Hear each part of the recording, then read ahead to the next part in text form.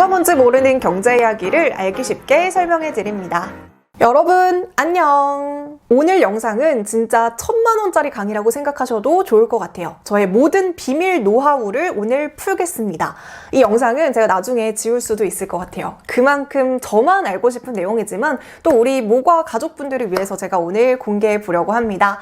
다른 건 몰라도 진짜 오늘 영상만큼은 여러분들 구독과 좋아요 버튼 그리고 댓글도 많이 남겨주시고요. 그럼 지금 바로 시작하겠습니다. 제가 처음 경제방송 아나운서가 되고 정말 아무것도 몰랐을 때는요. 그냥 대본만 어찌어찌 열심히 적고 아무것도 모르는데 그냥 로봇처럼 그 대본을 줄줄 읽었어요. 아무것도 모르니까 당연히 내가 무슨 말을 하는지도 모르겠고 방송을 끝나고 나왔는데도 내가 오늘 무슨 얘기를 했는지 기억이 하나도 안 나는 거예요. 그렇게 로봇처럼 대본만 읽던 제가 오늘 공개해드릴 이 방법으로 공부한 끝에 스스로 기업 분석도 해보고 시장 상황을 분석도 해보고 또 지금처럼 이렇게 경제 유튜브 채널을 꾸릴 수 있을 정도로 경제 실력이 정말 쑥쑥 쌓아 올렸던 그 방법을 오늘 공개해 보려고 합니다. 제가 뭐가 뭔지 채널에서 경제신문 읽는 방법도 알려드리고 또 이걸 어떻게 투자로 연결시키는지도 알려드리고 한 가지 기사에 계속 살을 붙여가면서 읽는 방법도 알려드렸어요. 근데 뉴스 기사는 세계 곳곳에서 일어나고 있는 한 사건에 대해서 말해주는 거잖아요. 그럼 우리가 실력을 업그레이드 시키기 위해서는 어떤 시각에서 이 사건을 바라볼 것인가? 지금 주식시장이 안 좋은데 어떻게 앞으로 흘러갈 수 있는가? 그리고 이 기업이 투자할 만한 기업인지 아니면 피해야 되는 기업인지 어떤 근거로 판단할 수 있는가? 어떤 시각에서 지금 이 경제 상황과 기업을 바라볼 수 있는가? 이런 식으로 다방면으로 생각할 수 있는 것들이 결국에는 우리의 주식 실력, 경제 실력을 업그레이드 시켜줄 수 있는 겁니다. 그렇게 되기 위해서는 경제신문 많이 읽는 거 너무나도 중요하고요. 또 경제신문을 읽는 것만으로도 실력이 업그레이드 될 수 있습니다. 하지만 초보분들 입장에서 경제신문을 딱 읽으면 어떤 생각이 드냐면 그래서 어쩌라고 이게 되는 거예요. 뉴욕 증시가 폭락했는데 이게 어쩌라고 이게 어떻게 된다고 그래서 투자를 하라는 거야 말라는 거야 이렇게 혼란스러우실 수 있어요. 자, 이럴 때는요 여러분들 어려울 거 하나도 없습니다. 우리보다 훨씬 더 똑똑한 다른 사람들의 생각을 한번 참고해 보는 거예요. 제가 지난번에 이 영상에서 네이버 증권으로 리서치 보는 방법에 대해서 알려드렸어요. 자, 네이버 증권을 누르고 여기 리서치 탭을 누르면 각 증권사의 전문가분들이 시황, 기업, 시장 등에 대한 분석 자료를 올려놨다고 했잖아요. 자, 이런 식으로 증권사 리포트를 확인하는 겁니다. 네이버 증권뿐만이 아니라 이렇게 한경, 컨센서스 이렇게 검색하면 수많은 경제, 기업, 시장에 대한 분석 보고서를 볼 수 있는데요. 이거는 다 무료 자료예요. 이렇게 양질의 무료 자료를 안 보는 것보다 바로 손해예요. 그런데 여기서 중요한 점은요. 이 리포트는 우리보다 훨씬 더 똑똑한 분들이 쓴 건 맞지만요. 그래도 사람이 작성한 거기 때문에 이 작성한 사람의 주관이 개입되어 있습니다. 그래서 무조건 전문가가 썼기 때문에 다 맞는 말이고 전문가가 이 기업을 좋게 보면 이 기업의 주가가 오르고 이건 절대 아니에요. 하지만 그럼에도 불구하고 우리가 이런 증권사 리포트를 활용해야 되는 것은 우리보다 훨씬 더 똑똑한 사람들이기 때문에 우리가 경제나 기업이나 주식시장을 바라보는 시야보다 이분들의 시야가 훨씬 더 넓습니다. 만약에 우리는 어떤 한 사건을 통해서 생각의 가지를 한 3개 정도만 뻗어나갈 수 있다면 이런 전문가분들은 5개, 10개, 20개까지 뻗어나갈 수 있기 때문에 이런 넓은 시야를 한번 참고해 보는 것도 굉장히 큰 도움이 돼요. 자, 그럼 본격적으로 이런 증권사 리포트를 통해서 어떻게 나의 경제 실력을 쌓을 수 있는지 바로 예시를 통해서 알려드리도록 하겠습니다. 제가 지난번 이 영상에서 이런 온갖 악재가 터졌을 때 단순히 기업의 시세가 떨어졌는지 아니면 정말로 그 기업의 가치가 떨어졌는지를 구분해 보라고 했잖아요. 그럼 여기서 여러분들은 분명히 궁금하고 답답하실 거예요. 아니 그래서 이 기업의 가치가 떨어졌는지 안 떨어졌는지를 어떻게 구분하라는 거야? 이렇게 생각하실 수 있어요. 자, 그럼 본격적으로 리포트를 한번 살펴보도록 하겠습니다. 자, 지금 화면에 보이는 리포트는 에코프로비엠이라는 종목 분석 리포트고요. 기업의 가치는 변하지 않았다라는 제목의 리포트입니다. 자, 일단 에코프로비엠을 모르시는 분들이 있을 수 있기 때문에 기업 소개를 간단하게만 해볼게요. 자, 이 기업은 2차전지 관련주입니다. 2차전지는 양극재와 음극재, 전해질, 분리막 등으로 구성이 되어 있는데요. 그 중에서 에코프로비엠의 주력 제품은 양극재예요. 자, 지금 차트를 보시면 에코프로비엠의 주가가 이렇게 가파르게 상승하면서 10만 원대였던 주가가 57만 원까지 오르고 한때 코스닥 시총 1위까지 오르기도 했습니다.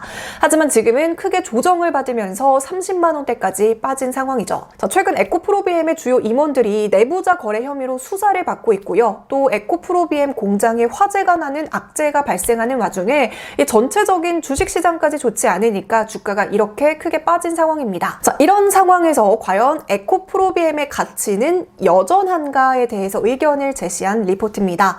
앞서도 말했지만 이 리포트는 쓰는 사람의 주관적인 의견이기 때문에 참고 자료로 활용하시는 거예요. 자, 일단은 제목만 봐도 기업 가치는 변하지 않았다라고 적혀 있으니까 지금 증시 상황이나 에코프로비엠의 악재와는 상관없이 이 기업은 그래도 일을 잘하고 있구나라고 유추를 해볼 수 있습니다. 자, 그럼 어떤 관점에서 가치가 변하지 않았다고 생각하는지 그걸 우리가 체크를 해봐야겠죠. 자, 첫 번째로는 작년 2021년 4분기의 실적입니다. 자, 4분기 실적은 매출은 5,039억 원, 영업이익은 286억 원을 달성하면서 매출은 잘 나왔지만 영업이익은 기대에 미치지 못했대요. 자, 그럼 매출은 왜 잘 나왔고 영업이익은 왜 못 나왔는지 살펴보겠습니다. 자, 매출의 44%를 차지하는 전기차 배터리 부문의 경우 반도체 공급 문제에도 불구하고 전기차 생산이 늘어나고 또 양극재 신제품 매출이 증가하고 광물 자원이 상승하면서 판매 가격도 오르니까 매출이 당연히 증가했다라고 여기서 리포트에서 이야기를 하고 있습니다. 또 수요처가 확대가 되면서 매출이 굉장히 잘 나왔대요. 하지만 영업이익 같은 경우에는 에코프로 EM이라는 신규 공장의 조기 가동으로 인해서 고정비 부담이 증가했고요. 또 연말에 일회성 비용이 증가하면서 영업이익률은 하락했다라고 적혀 있습니다. 자, 그럼 2021년 작년 4분기 실적은 이랬는데 올해 1분기 실적은 어떻게 보고 있을까요? 자, 1분기 실적은 매출은 6,047억 원, 영업이익은 450억 원으로 가파른 성장세가 재개될 전망이래요. 자, 아까 4분기 매출은 5,039억 원이고 영업이익은 286억 원이었는데 올해 1분기 매출과 영업이익이 엄청나게 증가할 거라고 예측을 하고 있습니다. 자, 그럼 그 이유가 있을 텐데요. 그 이유를 함께 살펴보도록 하겠습니다. 자, 차량용 반도체의 경우에는 아직도 공급은 부족한 상황입니다. 하지만 OEM들의 하이니켈과 양극재에 대한 수요는 계속해서 지속되고 있다는 거예요. 자, 그래서 에코프로비엠의 시장 내 점유율 상승이 지속되고 이러면서 매출 성장과 수익성 개선이 동반될 것으로 판단하고 있다고 합니다. 자, 중장기적으로는 주요 고객사들의 유럽 그리고 미국향 배터리 매출 증가가 계속되고 있고 또 에코프로비엠의 2022년 전체 실적도 매출은 2.8조 원, 영업이익은 2,149억 원, 2023년의 매출은 4조 원, 영업이익은 3,141억 원으로 계속해서, 그러니까 해가 바뀌어도 계속해서 성장세가 지속될 전망이라고 이렇게 보고 있습니다. 자, 그리고 여기 밑에 보시면요. 아까 제가 말했던 에코프로비엠의 화재 사고도 있고요. 또 내부자 거래에 대한 악재에 대해서도 이야기를 하고 있어요. 화재 사고가 나서 손해를 보는 거 아니냐 이렇게 걱정하는 시선도 있겠지만요. 화재에 따른 매출 타격 노출도는 전체 매출 대비 5% 미만으로 추정이 되고 있고요. 또 내부자 거래를 한 임직원은 교체를 할 텐데 이렇게 임직원 교체 자체가 이익 창출 능력에 영향을 준 사안은 아니라고 판단한다. 이렇게 보고 있습니다.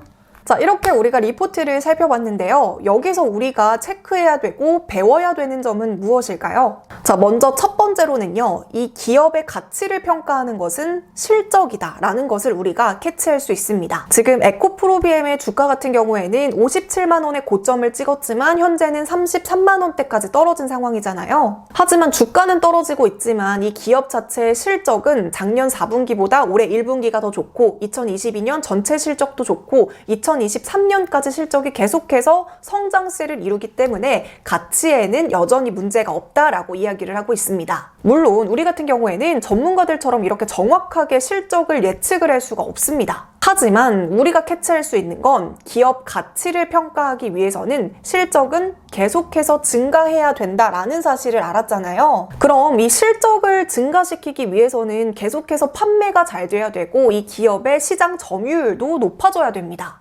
우리는 이 기업의 실적을 이 리포트처럼 정확하게 얼마다라고 말할 수는 없지만요.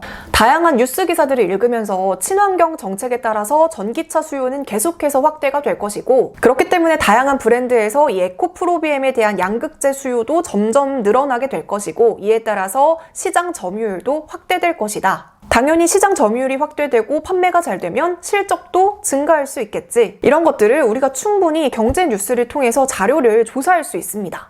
그리고 또 우리는 에코프로비엠 공장에서 화재가 났대, 에코프로비엠의 임원들이 내부자 거래를 했대, 이런 어떤 사건에 대해서 굉장히 심각하게 생각할 수도 있겠지만요. 화재로 인한 매출 타격도는 5% 미만이다, 이런 식으로 수치를 통해서 그렇게 걱정할 문제는 아니다라고 결론을 지었고요.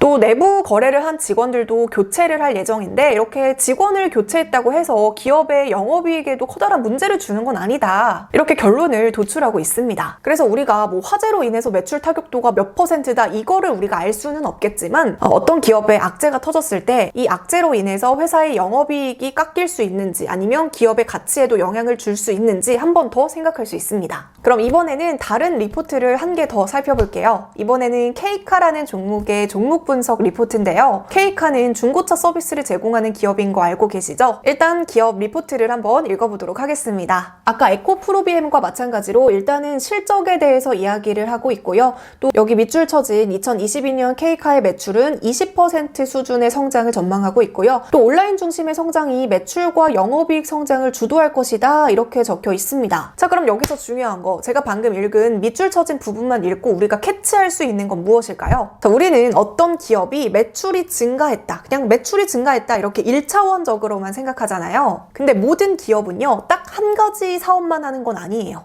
오프라인 매장도 있고, 온라인 매장도 있고, 휴대폰도 팔고, TV도 팔고, 반도체도 팔고, 다양한 사업들을 하고, 그 각자의 사업에서도 매출이 다 다릅니다. 우리가 쉽게 생각하면 음식점을 생각해 볼 수 있겠죠. 떡볶이 가게라고 해도 떡볶이도 팔지만 순대도 팔고, 라면도 팔고, 튀김도 팝니다. 그리고 다양한 메뉴 가운데서 가장 잘 팔리는 음식이 있고, 그리고 또 그 음식이 가게 전체의 매출을 담당하기도 합니다. 이런 식으로 어떤 기업에서도 다양한 매출원 가운데서 전체 매출에 커다란 영향을 주는 사업이 있을 거란 말이죠. 네, 그럼 여기서 우리는 이렇게 생각을 할 수 있는 거예요. 예전에는 내가 어떤 기업의 매출이 오른다, 줄어든다, 이렇게 단순하게만 생각했다면, 앞으로는 내가 어떤 기업에 대해서 분석을 할 때 다양한 매출처들을 생각해보고 어느 부분에서 가장 매출이 많이 나오는지를 생각해 볼 수 있겠다, 이렇게 하나 얻어갈 수 있는 거죠. 지금 K카 같은 경우에는 작년보다 매출이 증가할 예정인데, 매출 증가의 효자 역할을 하는 것이 바로 온라인 중심의 성장 매출이다라는 거예요. 그럼 오프라인 매장도 있고 온라인 매장도 있지만 왜 하필 온라인의 성장세가 매출에 더 큰 영향을 줄까? 이걸 어떤 관점에서 생각하는지 바로 밑에 리포트에 나와 있습니다. 계속해서 읽어볼게요. 자, 중고차 버티컬 서비스 플랫폼에 주목해야 되는 이유. K카는 중고차 버티컬 서비스 플랫폼으로 판매량을 기준으로 온라인 채널 비중은 2016년에는 9.3%였지만 2020년에는 35%, 2021년에는 45%로 가파르게 상승세를 이어가고 있습니다. 네, 올해를 기점으로 50%를 넘어설 것으로 추정이 되고 있고요. 또 K카의 온라인 중고차 출하량은 80% 수준으로 이 중고차 온라인화의 선도 업체로서의 점유율을 흡수하고 있대요. 그래서 온라인 중고차 시장은 계속해서 가파르게 성장할 것으로 전망하고 있고요. 중고차의 온라인 침투율은 2.5%에 불과하지만 이렇게 저침투 품목의 온라인 전환이 이루어지는 시점으로 볼 수 있다고 합니다. 그래서 이렇게 플랫폼의 성장 잠재력은 매우 크기 때문에 여기에 이 온라인 플랫폼에 주목해야 된다라고 적혀 있어요. 코로나를 시점으로 비대면이라는 문화가 갑자기 생겨났잖아요. 배달도 굉장히 많이 늘어났고, 재택근무도 하고, 화상회의도 하고, 이제 비대면이라는 게 굉장히 익숙해진 시기가 왔어요. 그래서 사람들이 비대면 서비스에 점점 익숙해지면서 이제는 차를 살 때도 지점을 방문하지 않고 어플로 차를 보고 결제까지 하는 이런 세상까지 온 거예요. 실제로 기사를 지금 살펴보면요, 온라인 중고차 판매 덕분에 연간 최대 실적을 달성했다는 K카의 기사도 나오고 있습니다. 네, 우리가 지금 앞서서 리포트를 2개를 같이 읽었던 것처럼 다른 사람들은 지금 이 기업을 어떻게 바라보고 있는가, 지금 경제 상황을 어떻게 바라보는가, 그 이유는 무엇인가, 이런 것들을 노트에 하나하나 다 정리해보세요. 자, 일단 에코프로비엠 리포트를 쓴 분은요, 작년 4분기 실적과 올해 1분기 실적을 비교하면서 기업의 가치에 대해서 이야기를 했고요. 그 다음에 케이카 리포트를 쓴 분은요, 다양한 매출처 가운데서 온라인 플랫폼 매출에 집중을 해서 이 온라인 판매가 점점 늘어나는 것에 주목을 했습니다.